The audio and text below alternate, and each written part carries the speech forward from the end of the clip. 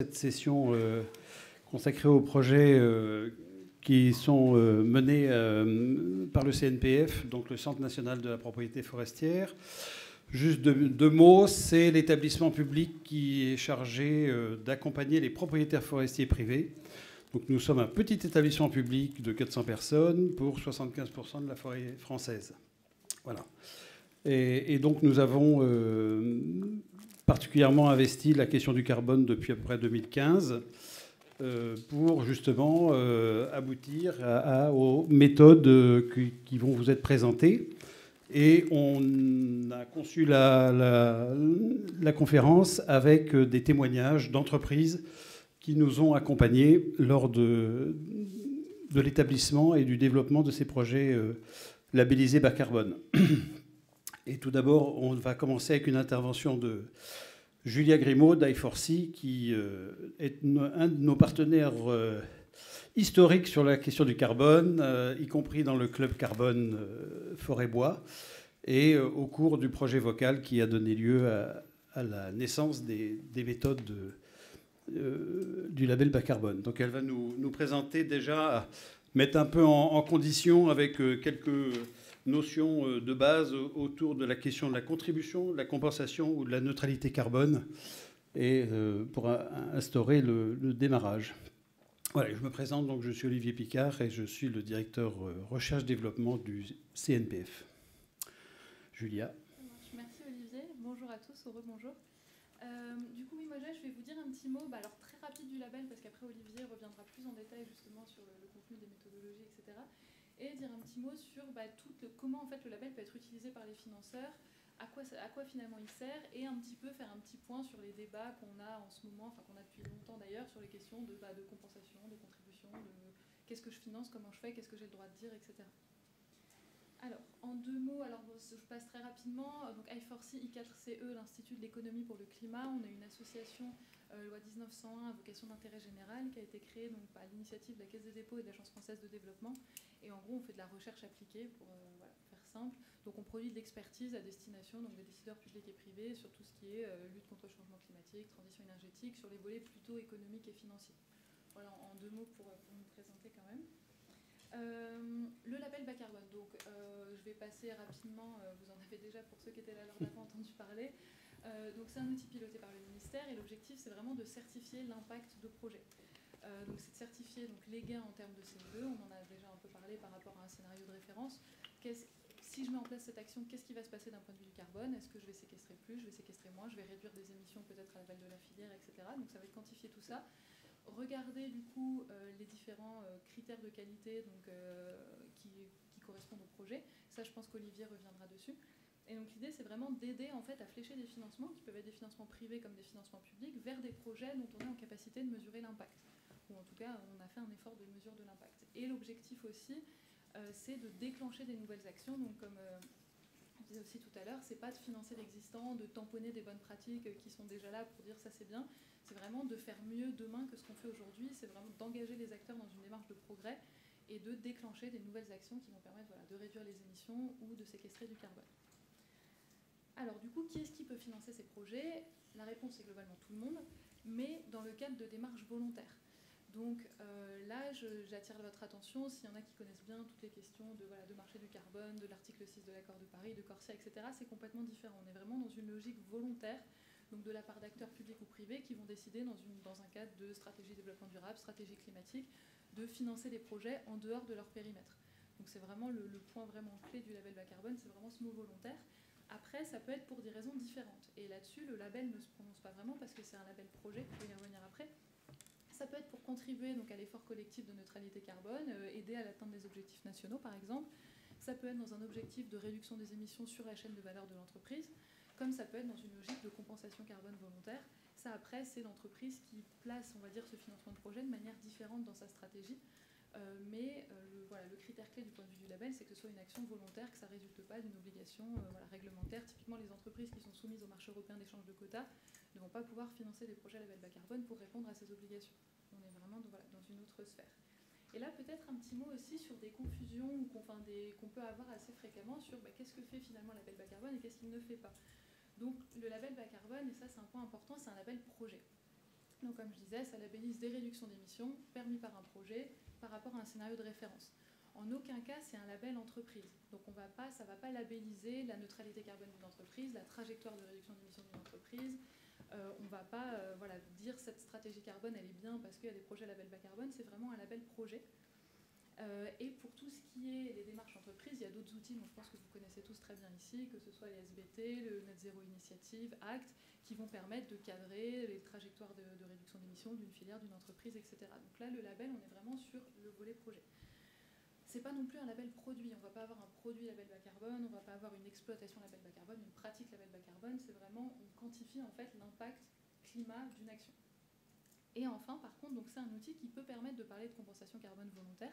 Vous verrez dans les textes que le ministère laisse c'est une possibilité qui est ouverte dans le texte de l'arrêté. On peut, parce que finalement les critères du label bas carbone, vous verrez qu'ils se rapprochent quand même assez des critères des labels carbone internationaux qu'on peut avoir, donc que ce soit les labels volontaires comme Verra, Gold Standard, etc. Bien évidemment, il y a des différences, il y a eu des adaptations au contexte français, mais c'est à peu près le même type de labellisation avec des critères un peu similaires, type l'additionnalité, comment gérer le risque de non-permanence, le fait qu'il y ait un registre. Voilà, on va avoir des critères, l'audit par un auditeur externe, etc., qui sont à peu près similaires. Par contre, il n'y a pas de marché carbone qui se crée, il n'y a pas d'échange de crédit carbone. Une fois que c'est vraiment l'idée, c'est de flécher des financements vers des projets qui ont un impact pertinent pour le climat. Donc ça veut dire qu'une fois que le projet est labellisé, qu'il y a un auditeur qui est passé, il va falloir indiquer le nom du financeur et les réductions d'émissions vont être utilisables une fois pour toutes par ce financeur. On ne va pas pouvoir acheter des crédits puis les revendre 5 ans plus tard parce que le prix a monté, etc. Ce n'est pas l'objectif. L'objectif, c'est vraiment de financer des projets. Donc il n'y a pas de marché vraiment de crédit carbone à proprement parler qui se crée en France. Et enfin, pour nous, c'est surtout une contribution aux objectifs climatiques nationaux, une contribution aux objectifs climatiques. Donc, c'est-à-dire, on déclenche des nouvelles actions sur le territoire de manière à se rapprocher de notre objectif collectif de neutralité. Et là-dessus, je voulais aussi dire un tout petit mot, je ne vais pas m'étendre trop, mais sur bien différencier, quand on parle de neutralité carbone, les notions justement de neutralité carbone physique, qui est ce dont on parlait tout à l'heure quand on parlait de la stratégie nationale bas carbone, etc., qui sont les objectifs climatiques, de se dire qu'en 2050, il faut que nos émissions résiduelles soient contrebalancées par des absorptions donc physiquement équivalentes donc dans la biomasse ou dans les sols. Donc ça, c'est l'objectif. Après, il y a la neutralité comptable, qui est le fait qu'une entreprise affiche sa neutralité carbone, qui peut là se faire en finançant des projets qui vont effectivement éventuellement augmenter les puits, ou alors réduire les émissions. Ce que je veux dire par là, c'est qu'il n'y a pas forcément d'équivalence. Une entreprise peut être neutre en carbone sans forcément être alignée complètement avec une trajectoire d'une neutralité physique. L'un aide à contribuer à l'autre, mais il faut faire attention de bien distinguer quand on parle de neutralité carbone l'aspect comptable et l'aspect physique. Et nous, ce qui nous intéresse in fine, c'est bien de contribuer à la neutralité carbone physique pour atteindre nos objectifs climatiques, du coup, en 2050. Et du coup, ça m'amène donc à un petit point sur justement les débats qu'on a, on a de manière récurrente, mais peut-être plus dernièrement, justement aussi peut-être depuis 2015, sur le rôle de la compensation carbone. Finalement, est-ce que c'est bien de compenser? Est-ce que finalement les entreprises qui compensent, elles compensent parce qu'elles n'ont pas envie de réduire?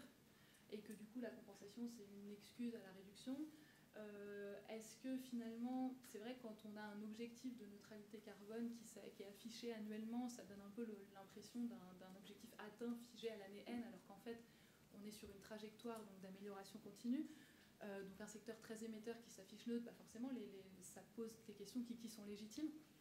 Et donc la question derrière c'est quel est le rôle qu'on voit un petit peu de la compensation, parce que ce qu'on voit, et je pense qu'on va voir après aussi, c'est que souvent les entreprises, en tout cas qui compensent, en tout cas les pionniers de ce secteur-là, sont souvent aussi celles qui ont la trajectoire de décarbonation la plus avancée.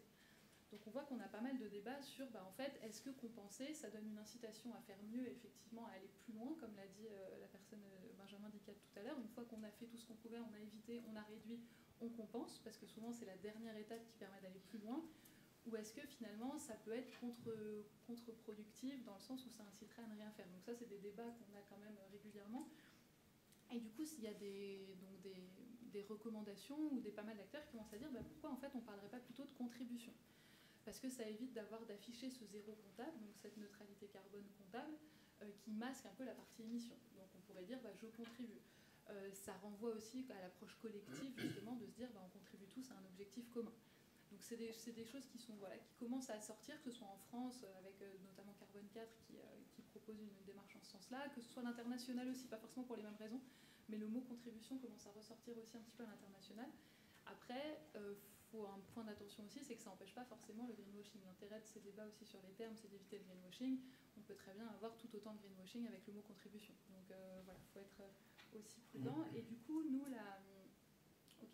les points qui nous paraissent importants côté I4C sur tout ce débat-là, c'est finalement pas forcément tant qu'est-ce qu'on dit, même si nous parler de contribution, ça nous va très bien, mais c'est pas forcément tant le wording, mais que ces quatre éléments-là. Donc le premier, c'est effectivement ce qui va vous paraître aussi à tous évident, c'est que l'enjeu, c'est de construire pour un financeur, notamment privé là en l'occurrence, mais ça marche aussi pour éventuellement des collectivités qui vont viser aussi des stratégies de neutralité carbone, une trajectoire de réduction des émissions qui soit alignée, compatible avec les objectifs de l'accord de Paris et compatible avec la neutralité 2050. On parlait tout à l'heure d'aligner la stratégie française pour réduire les émissions. On peut appliquer le même type de trajectoire aux entreprises. Donc, s'assurer que le modèle économique et les activités de l'entreprise vont être mis petit à petit en conformité avec un monde qui sera neutre en carbone en 2050. Donc, avec les changements potentiellement d'activité que ça implique. Mais que par contre, il ne faut surtout pas que ça empêche de financer des projets. Parce qu'on sait qu'il y a des secteurs, là, je pense notamment au secteur agricole et forestier, qui sont quand même moins concernés de manière générale par les politiques publiques, qui vont avoir besoin de financement pour faire leur transition, qui vont avoir besoin d'appui. Et bien évidemment, il ne faut pas que ces débats aussi sur la stratégie des entreprises viennent impacter le financement des projets. Parce que chaque acteur va avoir besoin de contribuer en dedans de son périmètre, mais aussi en dehors. Et on va avoir des secteurs qui ne pourront pas transitionner sans aide. Alors après, on peut attendre l'aide publique, mais voilà, on sait aussi que les financements publics se raréfient. Donc en tout cas, de continuer à financer des projets. Par contre, être transparent sur d'un côté les émissions réduites et les projets financés, ça rejoint un peu aussi ce que propose Carbone 4 dans le référentiel NZI, qui est une manière de présenter parmi d'autres. Je ne dis pas que c'est forcément la seule, mais qui est de bien distinguer ce qui relève des émissions de l'entreprise et comment elles évoluent, et ce qui relève des projets financés, et notamment des projets de réduction d'émissions financés et des projets d'absorption, donc de puits financés.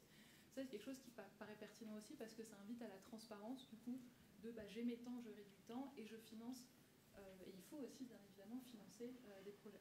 Et enfin, ça c'est aussi le point en lien avec les discussions de tout à l'heure, mais pour nous, se focaliser sur des projets vertueux dont l'impact sur le climat est évalué. Pour nous, c'est quelque chose qui est important, c'est qu'il ne faudrait pas que c'est aussi débat qu'on peut avoir sur dans quelle mesure la crédibilité des démarches de certains acteurs, etc., viennent se dire finalement, on s'en fiche, on finance n'importe quoi, on ne labellise pas les projets, parce que, comme on disait un peu tout à l'heure, il y a quand même un risque. Enfin, les entreprises, ce n'est pas leur métier que d'être capable d'évaluer la pertinence climatique d'un projet. Elles vont être démarchées par plein d'acteurs qui vont dire voilà, moi je suis mieux, moi je suis mieux, moi je suis mieux. Et la labellisation, que ce soit label bas carbone ou d'autres outils, ça permet d'avoir ce cadre transparent avec des critères qui ne sont pas forcément parfaits mais qui ont le mérite d'exister, d'être transparent et de rendre les projets comparables.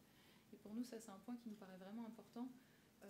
De vraiment la certification carbone, ça fait quand même partie des démarches les plus rigoureuses, en tout cas qui vont le plus loin. Alors peut-être des fois un peu trop parce qu'on voit les limites pour les petits projets, mais en tout cas qui permettent de s'assurer que pour chaque euro mis sur la table, on a un réel impact sur le climat et de garantir l'efficacité finalement des financements qui vont être apportés par les acteurs. Et je m'arrête là parce que le temps était trop long. Merci Julia. De toute façon, après on pourra revenir avec quelques questions dans la salle. Donc merci de cette présentation un peu de contexte. Et là, on va rentrer un peu dans le vif du sujet de la forêt et de ce qui est fait aujourd'hui en termes de projets forestiers. Et donc, c'est Olivier Glaise du CNPF qui est en charge de l'animation de tous ces projets. Bonjour à tous. Je vais passer sur la présentation du CNPF comme tu l'as déjà fait. Donc vous indiquez des éléments déjà, on a parlé de ces projets du label, donc concrètement, quels sont ces projets? Donc pour le moment, côté secteur forestier, il y a 3 méthodes qui ont été agréées par le ministère de la Transition écologique et solidaire sur le boisement, la conversion de taillis en futaies sur souche et la reconstitution de forêts dégradées. Donc une méthode, ça contient tout dans un projet carbone. Le périmètre, quelles sont les réductions d'émissions qu'on prend en compte, quel est le scénario de référence qui est vraiment crucial pour un projet carbone, comment on va calculer le gain carbone par rapport à ce scénario de référence, comment on démontre l'additionnalité, et puis également une grille d'analyse des co-bénéfices sociaux, environnementaux, qui est obligatoire de créer pour chaque méthode. Un petit mot pour indiquer que ces méthodes, ce n'est pas un organisme qui le propose au ministère et c'est validé de suite. Donc il y a tout un groupe de validation avec beaucoup d'acteurs ministériels, des ONG du climat ou forestiers qui vont participer à la validation des méthodes. Donc première méthode qui est possible pour labelliser des projets, c'est la méthode boisement.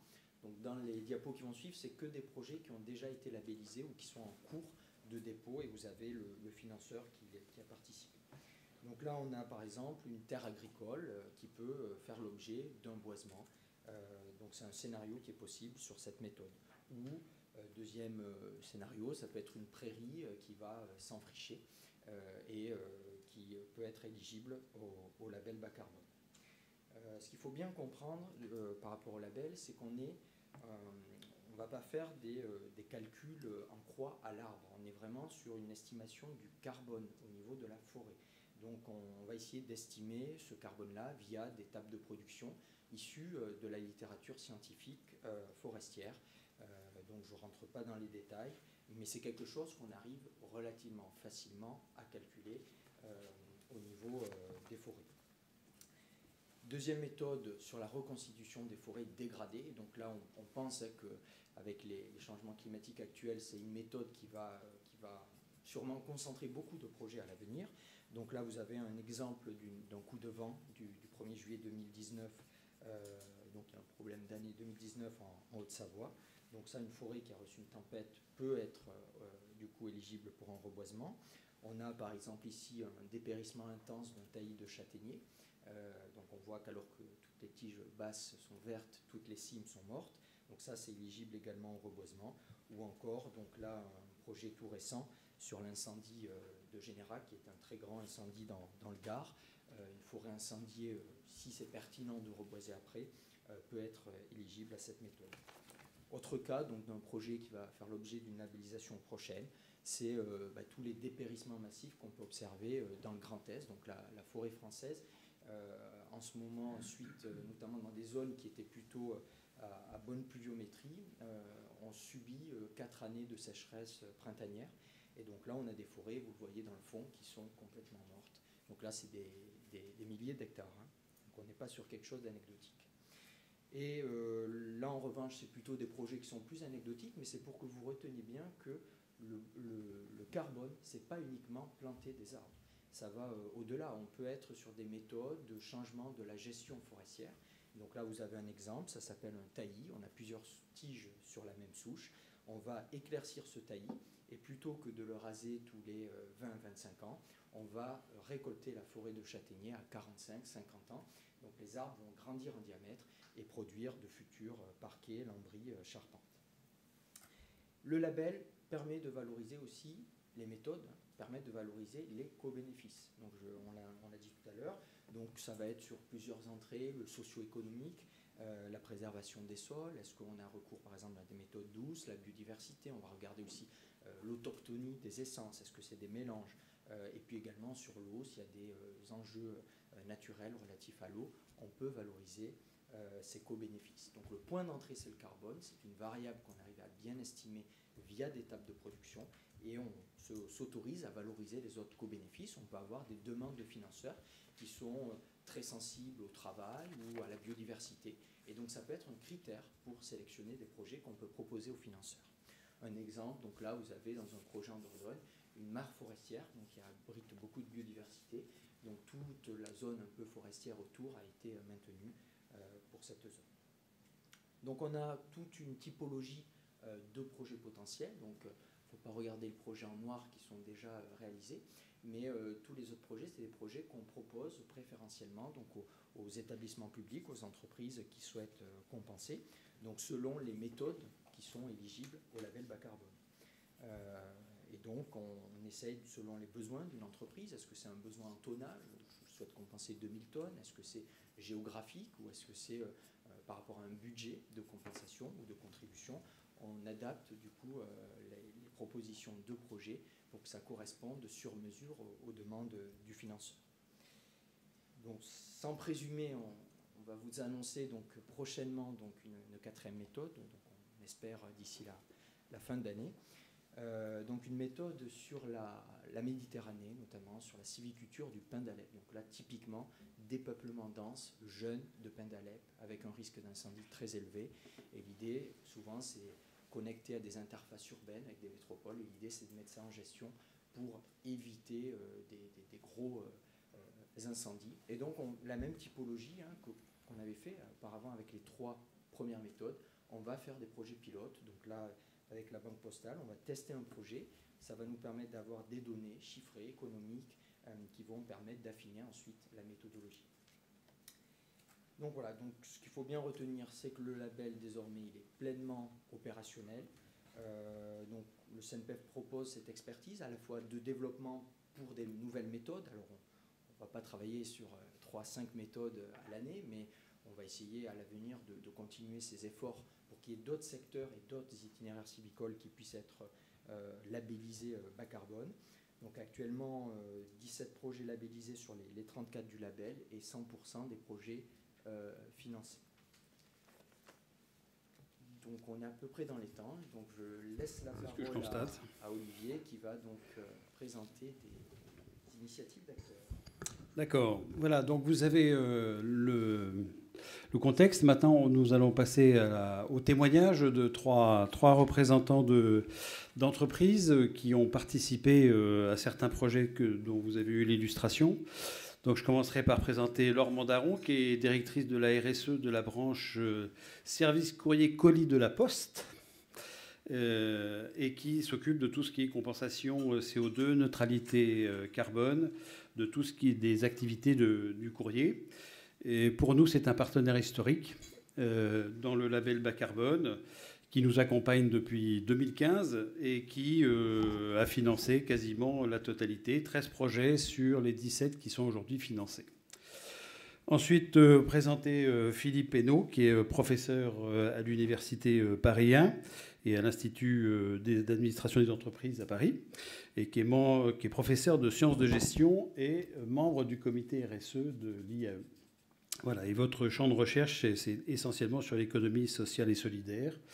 Donc c'est intéressant de voir qu'une université s'implique aussi dans des projets de contribution carbone. Et puis enfin, Clément Douguet, qui est chef de projet marketing chez NJ Solutions, sur les activités tertiaires et habitat, et donc qui développe des solutions pour accompagner les clients, les fournisseurs, dans leur transition zéro carbone. Voilà. Et donc, à ces 3 personnes, je vais leur poser deux groupes de questions. Un premier groupe de questions qui est sur leur positionnement actuel, sur la question du contribution carbone. Donc, parmi ces questions-là, c'était pourquoi avez-vous mis en place une démarche déjà de contribution carbone dans vos entreprises ? Et puis, quel est un peu le cheminement qu'il y a eu depuis la réduction, enfin le calcul de l'empreinte, la réduction, puis de passer à la contribution. Pourquoi le label bas carbone? Pourquoi la forêt? Et pourquoi le CNPF? Alors, je ne sais pas. Qui veut commencer? Laure, peut-être? Oui, bonjour à toutes et à tous. Donc, la Poste, c'est 1,6 million de tonnes de CO2 à peu près par an. Et depuis 2011, en fait, notre président à l'époque était assez pionnier, Jean-Paul Bailly, puisque Jean-Paul Bailly a souhaité montrer la voie. Et à partir de 2011, la Poste a été dans cette démarche de compensation carbone. Aujourd'hui, et depuis de longues années, on est intégralement... alors, on contribue ou on est intégralement neutre en carbone. Je vais revenir sur le vocabulaire, mais moi, c'est quelque chose qui ne m'intéresse pas du tout, le wording. C'est plutôt... s'atteler à la réduction, on va en parler tout à l'heure. Donc nous, on mesure depuis 20 ans nos émissions, et bien évidemment que notre quotidien à la Poste, et notamment c'est l'une de mes premières missions, c'est de réduire. Donc on émet 1,6 million de tonnes, ça veut dire qu'on est, nous, sur une trajectoire qui a été validée Science Based Target, pour ceux qui connaissent cette démarche. Donc bien évidemment que la première préoccupation, c'est réduire depuis 20 ans. Pour autant, vous envoyez tous des courriers, des colis. D'ailleurs, pour info, tous les jours chez Noël à la Poste, puisqu'on a aujourd'hui le même flux de colis que ce qu'on avait les années précédentes à Noël. Et c'est notre quotidien aujourd'hui depuis le Covid. Donc forcément, on a des émissions résiduelles, à moins que vous arrêtiez de commander. Et ce qui fait que notre première responsabilité, une fois qu'on a tout fait pour réduire, c'est de compenser. C'est le choix qu'a fait notre président en 2011. On était pionniers. Et donc, dès 2011, on a été acheter des crédits carbone à l'autre bout de la planète, puisque c'est la seule chose qui existait à l'époque. Et donc, dès ces années-là, en 2012, nous étions intégralement neutres en carbone, puisque les émissions résiduelles, il fallait bien trouver une solution pour être contributif et apporter une contribution à cette trajectoire mondiale. Et donc, nous avions acheté déjà à l'époque 100% de crédit carbone à la hauteur des émissions résiduelles. Pour autant, on avait beau être pionnier. Pourquoi on le faisait? Parce que tout simplement, on avait un président qui était visionnaire, qui avait avant tout une démarche sociétale et de long terme. Et l'objectif de Jean-Paul Bailly, c'était, au-delà du fait qu'on pouvait à l'époque déjà prétendre être neutre, c'était d'apporter aussi une contribution sociétale, puisqu'avant tout, les projets que nous finançons sont des projets à très très forts co-bénéfices sociaux dans les pays en développement. Et c'était une façon pour nous d'être cette entreprise transformante qu'est la Poste, à savoir montrer la voie à ceux qui n'ont pas encore compris ce qu'il fallait faire. Et puis en 2014, je crois que c'est avec vous d'ailleurs, le CNPF. Pourquoi le CNPF? Parce qu'on était plus ou moins à la cafette de l'époque à ProDurable, il y a de ça 6 ans, et en discutant avec mon homologue de la Banque Postale, Nicolas, et puis Olivier et Julia, je crois que tu étais là avec Benoît, d'I4C, on discutait, on s'est dit comment on pourrait faire pour qu'advienne une démarche en France, où on puisse aussi apporter une contribution au secteur, notamment forestier et agricole en France. Et on avait à cœur, nous, à la Poste, puisque beaucoup de postiers, on est tous postiers, on est 240 000. Tous les jours, j'avais des questions, notamment de facteurs, qui disaient « c'est super ce qu'on fait à l'autre bout de la planète, mais pourquoi on ne fait rien en France ?» C'était dur d'expliquer, il n'y a pas de référentiel, l'additionnalité, la double comptabilité. Enfin, je vous passe les détails. Et donc la réponse était de leur dire on va faire en sorte que ça advienne. Même si on n'était pas à l'époque très très optimiste, parce que ça semblait très compliqué. Pour autant, on échangeait à la cafette, ici, il y a 6 ans, et avec le CNPF, I4C et le ministère, bien évidemment, et le secteur forestier agricole, se sont mis en place les standards. Et puis, la Poste est ravie aujourd'hui de voir qu'il y a 13 projets sur 17 qui sont finalement issus de cette discussion autour d'un café il y a 6 ans. Alors, un café, mais bien sûr, plein de réflexions amont, vous pouvez vous en douter. Et donc, l'enjeu pour nous, pourquoi on l'a fait? Parce qu'on était déjà neutre en carbone, alors neutre ou contributif ou à impact positif, comme vous voulez. Ça, à rigueur, c'est mes communicants qui gèrent le risque d'image. En tout cas, ce qui est sûr, c'est qu'on réduit, et on s'est dit, il faut qu'on soit aussi à l'origine avec des gens hyper sérieux et qui créent de la valeur au-delà du carbone, puisqu'il y a tout le sujet des services rendus par les écosystèmes. On voudrait être à l'origine avec tous ces gens hyper impliqués, hyper professionnels, pour apporter à terme peut-être un standard qui fasse qu'on arrive aussi à flécher nos contributions en France. Et nous, en fait, tous les projets que vous voyez, on n'était pas du tout sûr qu'il y ait des crédits carbone, mais ce n'était pas ça qui nous intéressait.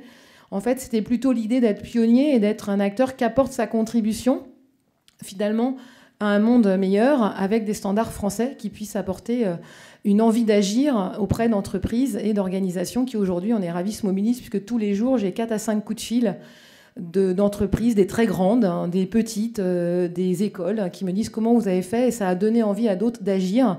Et moi, je trouve que c'est absolument génial à la Poste, c'est cette capacité qu'on a avec des acteurs comme tous ceux qui sont autour de la table, d'arriver à montrer la voie et à faire des choses encore plus motivantes et qui créent de la valeur en France. Et donc, nous, on n'est pas attaché au crédit carbone, puisqu'on est déjà 100% neutre. Donc, je pourrais dire qu'on est 110 ou 120% en plus, mais on ne mesure même plus. Ce qui est important pour nous, c'est pas ça, c'est de susciter cet intérêt. Et pourquoi ces projets avec le CNPF et la forêt? La Poste, c'est avant tout du courrier, des colis, donc beaucoup de papier. Donc nous, l'enjeu du papier est absolument fondamental, et c'est de montrer aussi qu'à l'ère du digital et du physique, il faut s'interroger sur les impacts de chacun, et que cette contribution vis-à-vis du secteur de l'agriculture et de la forêt, c'est aussi un enjeu majeur par rapport au rôle de la Poste, du papier. Et puis c'est un secteur qui est extrêmement motivant. Et par ailleurs, nos choix de projets ont toujours été en lien, bien sûr, avec les standards qu'Olivier et Julia essayaient de développer à l'époque. Mais pour nous, ce qu'il fallait, c'est une démonstration pour nos collaborateurs de choses très tangibles localement. Et donc, il fallait qu'on ait des projets où un comité de direction ou un collectif de facteurs qui avaient envie de s'investir puisse venir planter des arbres, et le matin, en allant à leur boulot, parce qu'on est partout sur tous les territoires, voir finalement le fruit de projets dans lesquels ils ont une possibilité de s'impliquer aux côtés d'acteurs locaux hyper motivants et avec beaucoup, je dirais, de dynamique et de belles aventures humaines avant tout sur un territoire dans lequel on est implanté. Merci. Alors, l'université Paris 1 est-elle neutre en carbone? Je ne pense pas, malheureusement. Alors moi, j'appartiens à Paris 1, l'université Paris 1, mais je suis dans un petit institut qui s'appelle l'Institut d'administration des entreprises, qui a la possibilité d'avoir une certaine autonomie, notamment financière, ce qui nous a permis d'aboutir plus facilement sur le projet que si j'avais dû avoir l'ambition au niveau de Paris 1 dans son ensemble. Donc c'est parti en fait d'une réflexion collective que bon, vous savez que moi je travaille sur l'économie solidaire, donc j'étais sensibilisé à la question, mais l'idée finalement qu'est-ce qu'on peut faire dans son organisation là où on travaille. Et donc avec une collègue on s'est dit tiens si on montait un groupe d'action pour faire bouger les choses. Et donc on est 70, un tout petit institut, la première réunion on était 40. Donc on s'est dit là on touche quelque chose. Et à partir de ça, on a commencé à réfléchir, pas seulement à la compensation carbone, on a réfléchi à tout ce qu'on pouvait faire sur différentes directions, que ce soit la mobilité, les déchets, la consommation d'énergie, etc. Et on s'est dit à un moment donné qu'il fallait aussi qu'à côté de toutes ces initiatives-là, on ait une capacité, au-delà de l'idée de réduire, d'éviter les déchets, tout ça, qu'il fallait qu'on ait une capacité à compenser. Et là, on a en fait travaillé sans budget, mais en contactant notre agence de voyage. On a une agence de voyage. Ils ont l'obligation de donner le carbone rejeté dans l'atmosphère. Et on a pu totaliser sur une première année, l'année où on a commencé à travailler le carbone. Et on s'est aperçu qu'on avait un impact de 950 tonnes de carbone, rien que pour l'aviation. Parce qu'en fait, les étudiants voyagent aussi, les enseignants voyagent. On a une dimension très internationale à l'IE de Paris, donc ça nous amène à nous déplacer beaucoup. Et à partir de ça, on s'est dit qu'on avait envie d'avoir un intermédiaire. On avait envie de planter des arbres en France pour avoir une visibilité, une transparence aussi. Et la possibilité d'avoir un retour plus facile pour nous en termes d'action. Et puis on voulait être associé à un institut public. Et on a d'abord contacté l'ONF, mais qui nous ont dit, à l'époque ils ne faisaient pas ça, ils sont un peu gueulés. Donc on a été orienté vers le CNPF, comme ça, et après donc j'ai rencontré avec Olivier Glaise, et puis un processus d'apprentissage, découverte du label bas carbone, et puis ça correspondait exactement à ce qu'on attendait. Et voilà, donc la démarche, elle s'est faite comme ça, avec l'idée que finalement, c'était une action marquante pour nous, parce que dans le groupe, il y avait 2 élus au conseil d'administration, dont moi. Et on a pu porter le message du groupe au sein du conseil d'administration. Et donc, c'est quelque chose qui est parti de la base pour arriver au sommet, et le sommet a validé l'option. Donc, on a eu un budget. Et ce budget, je pense qu'il sera renouvelé, parce que depuis, on a mis en place un tableau de bord plus précis sur l'impact carbone de nos activités. On va procéder sans doute à un audit environnemental plus poussé que celui qu'on a fait en faisant appel à des experts. Et puis on a mis en place tout un travail de sensibilisation, d'action, de sous-groupe pour qu'on avance. Donc on avançait sur les choses un peu basiques, mais il fallait le faire. L'éclairage qui soit automatique, qui s'éteigne les robinets. Les bandons d'eau, on avait des bandons d'eau, donc on était en train de les passer avec des filtres sur de l'eau du robinet. Les machines à café qui étaient entièrement mauvaises, donc il a fallu changer les contrats, avoir des détecteurs de bugs, enfin des choses comme ça, quoi. Voilà, donc c'est une action générale, mais je pense que la compensation, donc on a visité la semaine dernière, le 4 septembre, on a visité les deux espaces de 2 propriétaires forestiers dans lesquels on a investi pour la plantation. Et j'y suis allé avec ma collègue, mais le directeur de l'IAE et le président du conseil d'administration nous ont accompagnés. Et je pense qu'ils ont été convaincus de la démarche. Il y avait le CNPF qui était là, il y avait des propriétaires forestiers. On a été sur place et c'était vraiment...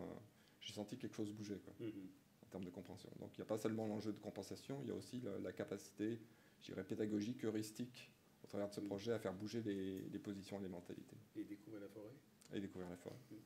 Ok, super. Et alors, côté ENGIE Solutions.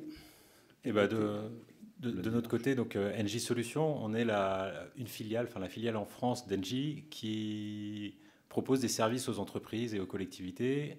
Et notre raison d'être, c'est d'accompagner leur décarbonation en réduisant leur consommation d'énergie, en verdissant le mix énergétique résiduel et en fournissant, en faisant émerger, en accompagnant l'évolution des comportements et en fournissant des services aux occupants des bâtiments notamment.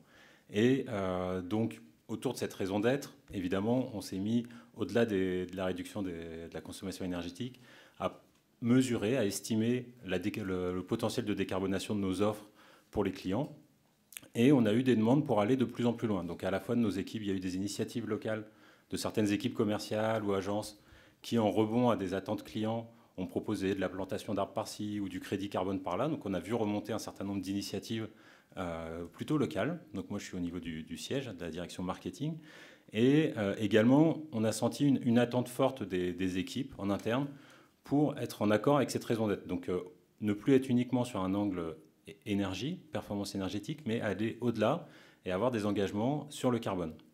Et on a réfléchi, donc c'est beaucoup plus récent que mes voisins, mais à partir de la fin de l'année dernière, sur comment augmenter cette promesse et comment avoir une promesse autour de la décarbonation.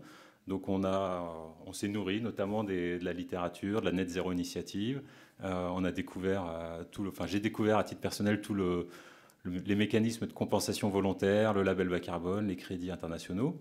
Et on a rencontré donc Olivier également pour le label bas carbone et le CNPF. Et on a fait le choix de mixer, donc d'avoir une partie. Donc, je vais revenir d'abord sur le processus. Donc, je vous ai dit, on avait la partie estimation du potentiel de décarbonation des émissions de gaz à effet de serre. Au-delà, on a commencé par mettre en valeur auprès de nos clients, donc quand on répond à des appels d'offres ou qu'on fait des propositions commerciales à certains clients, de mettre en valeur déjà ce potentiel de décarbonation. Et ensuite, on a réfléchi à comment aller au-delà et donc sur les émissions résiduelles, aller compenser ou contribuer, moi j'aime bien le terme de contribuer à la neutralité globale.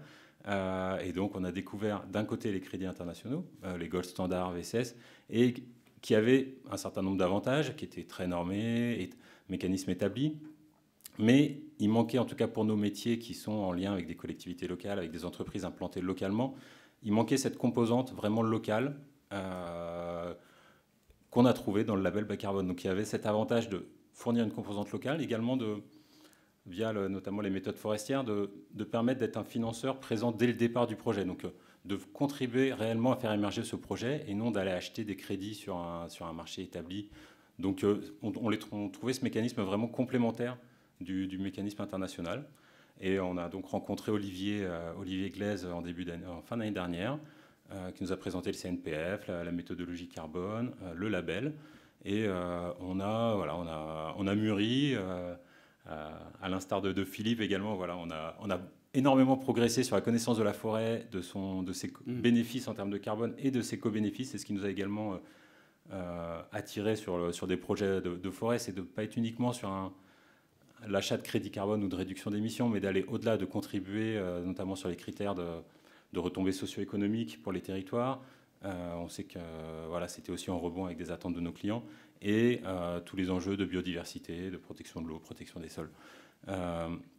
Et donc ensemble, on a présenté nos critères, ce qu'on souhaitait. Notre idée étant à terme d'avoir des projets répartis sur toute la France pour pouvoir répondre avec vraiment des projets locaux à chacun de nos clients. Donc pour l'instant, on commence progressivement. On a un projet qu'on a vu tout à l'heure à Maglan en Haute-Savoie et puis progressivement, on va compléter notre maillage. On a présenté nos critères à Olivier qui nous a proposé un panel de projets. On a vraiment eu une discussion constructive et un accompagnement très satisfait jusque-là de la prestation du CNPF parce qu'on a eu un accompagnement vraiment complet, dire ce qu'on fait, faire ce qu'on dit, pardon. Et donc le projet a été labellisé cet été. On est en contact avec l'association syndicale libre de gestion forestière. Et un des avantages également de ces projets forêt et label bas carbone, c'est du fait que ce sont des projets locaux, c'est la possibilité d'aller sur place. On envisage déjà d'emmener certains de nos clients sur place pendant la période de plantation pour montrer concrètement l'impact de nos actions, enfin en tout cas de notre promesse. Voilà. Ok, merci de ces... Donc ce qui est intéressant, c'est que vous avez des profils complètement différents, des histoires différentes, et on voit bien que on s'adresse, ces projets-là peuvent s'adresser à toute entreprise, quel que soit son statut. Et je voulais savoir pour le futur, vous avez commencé à y répondre un peu, mais comment vous valorisez ces projets à la fois en interne et en externe? Donc il y a des visites qui sont prévues. Comment vous en parlez à vos partenaires aussi? Est-ce que c'est une expérience qui vous paraît importante à diffuser?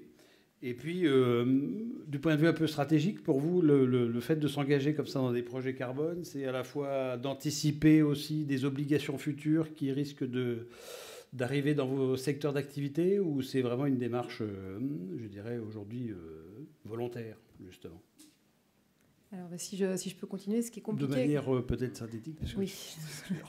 Ce qui est compliqué dans notre cas, c'est que comme depuis longtemps, on compense l'intégralité des émissions, voire même un peu plus, puisque tout ce qu'on fait en France, c'est en plus.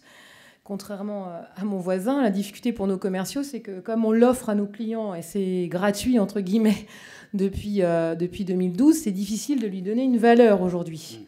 Et ce qui est gratuit, malheureusement, n'a pas de valeur. Donc aujourd'hui, nous, le gros enjeu, c'est de se dire, non pas faire une offre qu'on va décarboner avec des crédits, puisqu'en fait, le client ne s'en rend pas compte, mais elle est déjà, entre guillemets, bénéficiaire d'une contribution, pour ne pas dire neutralité. Par contre, nous, ce qui est notre préoccupation majeure, et notamment on y travaille avec Olivier et Julia depuis longtemps, mais c'est un sujet compliqué, c'est comment être une entreprise, au-delà d'être engagée, d'être une entreprise engageante, qui va faire que, notamment par notre interaction avec l'ensemble des acteurs autour de la table, on arrive à donner envie à nos clients, et quand je dis clients, nos clients à la fois entreprises, mais surtout le citoyen, notre client particulier, de venir additionner ou compléter finalement tout ce que fait la Poste par finalement une additionnalité avec un effet d'essaimage pour contribuer à d'autres projets. Donc ça, c'est difficile parce qu'il n'y a pas de monétisation, une monétarisation dans le sens où aujourd'hui, ça fait déjà partie de la promesse et ce n'est pas facturé. Par contre, moi, mon rêve, ça serait que quand vous êtes sur laposte.fr ou que vous achetez un colissimo, pour prendre des choses très visibles, pour parler plutôt du colis, avec la Poste, on vous donne envie d'aller découvrir les projets, qu'on vous donne envie, quand je dis vous, c'est soit une entreprise, soit vous en tant que particulier client de la Poste, d'aller avec la Poste faire encore plus ou encore mieux. Parce que comme on le dit tous, c'est en France. Personne ne peut aller au Kenya voir nos projets de filtre à eau qui sont absolument extraordinaires. Sauf que nous, nos postiers sont en France. Nos clients, la plupart du temps, si je prends un exemple comme Le Grand, il est dans le centre de la France. Et l'enjeu pour nous, c'est de trouver un territoire local, et notamment dans notre interaction avec des élus locaux. Il y a un enjeu majeur pour nous aussi, c'est notre présence postale locale et de montrer qu'on est une entreprise qui crée de la valeur sociétale. Parce qu'au-delà du climat, l'enjeu pour nous, c'est finalement la redistribution de la valeur dans nos territoires. Donc les prochaines étapes, c'est valoriser effectivement tout cet acquis et cette extraordinaire aventure et faire en sorte qu'au-delà des crédits, parce que pour nous, ou nos réductions, c'est pas ça qui nous mobilise, c'est de donner envie à d'autres et de faire que nos clients s'engagent avec la Poste et donc d'être reconnus comme une entreprise engageante qui contribue notamment, non pas tant au changement climatique, mais à l'adaptation, puisque c'est finalement l'adaptation dont on parle depuis le début de cette conférence. Eh bien, allez-y. Donc nous, par rapport à ce que disait tout à l'heure Julia Grimaud, l'idée c'est de s'inscrire sur une trajectoire alignée sur la neutralité carbone à terme dans le cadre des accords qui ont déjà été signés. C'est une contribution volontaire, c'est une contribution qui se veut rassembleuse. C'est sans doute l'une des rares occasions qu'on a, nous, à l'université, de travailler étudiants, administratifs, enseignants ensemble sur quelque chose qui nous rassemble et qui, pour une fois, nous permet de conjuguer les talents. Et de plus en plus d'étudiants qui viennent me voir disent qu'est-ce qu'on peut faire. Donc il y a aussi une dimension éducative, puisque c'est notre métier. Donc il y a une dimension éducative non seulement vis-à-vis des étudiants, mais aussi vis-à-vis des enseignants. C'est-à-dire que là, on commence à réfléchir, donc à rejoindre le projet Shift Project, et on est déjà dans le campus de la transition, pour savoir comment chaque discipline qu'on enseigne peut se mettre au service de la transition, et quel type d'enseignement peut faire chacun d'entre nous pour contribuer à ça. Donc on est vraiment sur un objectif de long terme, un objectif multidimensionnel, c'est pas seulement la reforestation. Mais la reforestation, c'est intéressant, comme je disais tout à l'heure, c'est que ça peut se montrer, ça peut se voir, ça peut se visiter. La visiter avec le CNPF ou les propriétaires forestiers, c'est apprendre énormément de choses et se convaincre que, comme vous le disiez à l'instant, on est en train de faire quelque chose qui a de la valeur, qui est transparent et qui est auditable et qui est contrôlé et qui est labellisé. Enfin, tout ça, c'est du sérieux. Et ça, c'est super important pour aller plus loin. Aller plus loin, parce que pour moi, la compensation, c'est pas un point d'arrivée, c'est plutôt un point de départ. C'est-à-dire qu'il faudrait arriver à ne plus compenser du tout. Donc voilà, c'est un peu ça cet enjeu, et moi ça me passionne, et je ne suis pas le seul, donc c'est assez motivant à côté de son travail de faire cet engagement-là. Voilà. Moi, je crois que beaucoup de choses ont été dites, donc je vais essayer de ne pas trop répéter, mais pour compléter, effectivement, de notre côté également, c'est pour l'instant une démarche purement volontaire, c'est-à-dire à part quelques appels d'offres souvent publics qui demandent des mesures de plantation d'arbres, c'est encore assez rare d'avoir une obligation dans les appels d'offres, d'avoir des obligations de compensation. Donc on reste sur une démarche purement volontaire. On fait un choix. Alors c'est pas systématique non plus parce que parfois on est basiquement sur des critères pris, mais on fait le choix et plutôt pour se différencier ou en tout cas pour aller au-delà plutôt que d'être sur une réponse purement technique, d'être sur une réponse en rebond avec des engagements pris par nos clients ou on le sent des préoccupations vraiment environnementales autour du changement climatique, voilà, d'aller le proposer sur certaines affaires. Voilà, je rejoins effectivement cette notion de créer de la valeur de mes voisins. Et puis, je crois qu'on a fait le tour, mais effectivement, et puis l'intérêt du label bas carbone, je rejoins Philippe, c'est cette notion de, on sait que c'est cadré. Et nous, c'était vraiment une préoccupation forte qu'on avait, c'était de ne pas aller faire de la compensation juste pour le discours. On voulait être sur une démarche irréprochable, donc on a commencé par se monter en compétences, consulter la Net Zero Initiative, un certain nombre de publications de l'ADEME également, sur cette logique d'estimer, de réduire, et on est vraiment uniquement sur la compensation, la contribution à hauteur des émissions résiduelles, une fois qu'on a fait tous nos efforts. On s'interdit de le mettre en concurrence avec des mesures de réduction des émissions, de réduction de la consommation énergétique. C'est vraiment in fine, une fois qu'on a fait tout ce qu'on peut, et sur des contrats où on considère qu'on a fait suffisamment, on vient ajouter cette composante. Et le label bas carbone fournit le tampon de certification, d'audit des projets qu'on souhaitait. Ok. Alors, le temps tourne, et on peut prendre une question. Et ben voilà, il y a un bras qui se lève, c'est mieux. Je vais essayer de porter ma voix. Donc, de ce que j'ai compris, les projets sont essentiellement avec la propriété forestière privée. Comment est-ce que vous, du coup, sécurisez ce qui a été acquis, je veux dire, en termes de reforestation? Parce que ça reste la propriété d'une personne qui peut, du jour au lendemain, décider, par exemple, de raser sa forêt, sauf tout en respectant le code forestier, bien sûr, mais voilà, par rapport au projet, comment est-ce que vous sécurisez avec, est-ce qu'il y a des contrats passés avec les propriétaires forestiers? Voilà, comment est-ce que ça s'inscrit dans le futur en matière de projet et justement de compensation carbone?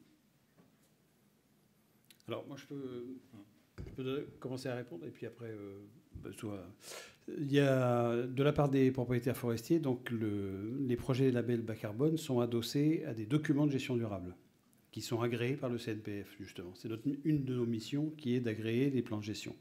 Donc ça veut dire que les propriétaires forestiers, déjà, prennent cet engagement vis-à-vis de l'État, de dire qu'ils adhèrent au projet carbone avec l'itinéraire technique.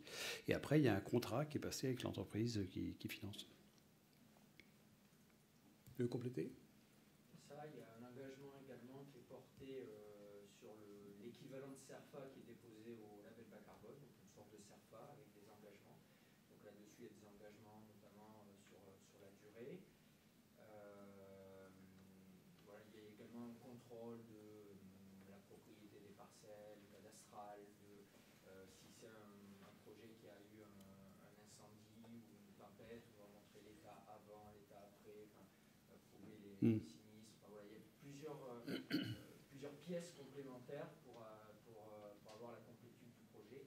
Mais après, la sécurisation, il se fait via un contrat avec les droits et devoirs des deux parties, de l'entreprise, qu'est-ce qu'elle peut attendre sur le projet, du propriétaire envers l'entreprise, qu'est-ce qui se passe s'il y a des dégâts, etc.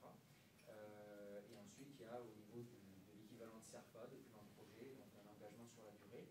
Et après, je précise également, donc je ne l'ai pas dit, l'objet n'était pas de présenter les méthodes dans le détail, mais les méthodes intègrent les risques forestiers. Il y a des rabais, le risque d'incendie. Si vous faites un boisement à côté de Marseille, il y a plus de probabilité d'être brûlé pendant 30 ans qu'à côté de Nancy. Donc ça, c'est intégré dans les rabais. Également, tous les risques difficilement maîtrisables sont intégrés. Donc un projet carbone, tous vos projets que vous avez eus, en absolu, ils auraient généré beaucoup plus de carbone. Et souvent, le projet va générer que 75 à 90% du carbone du fait de l'application de rabais. Mm. C'est comme des buffers, c'est-à-dire que on ne sait pas quel projet va être détruit pendant les 30 premières années. Et donc, on dégrade le carbone de tous les projets qui sont là délistés. Voilà.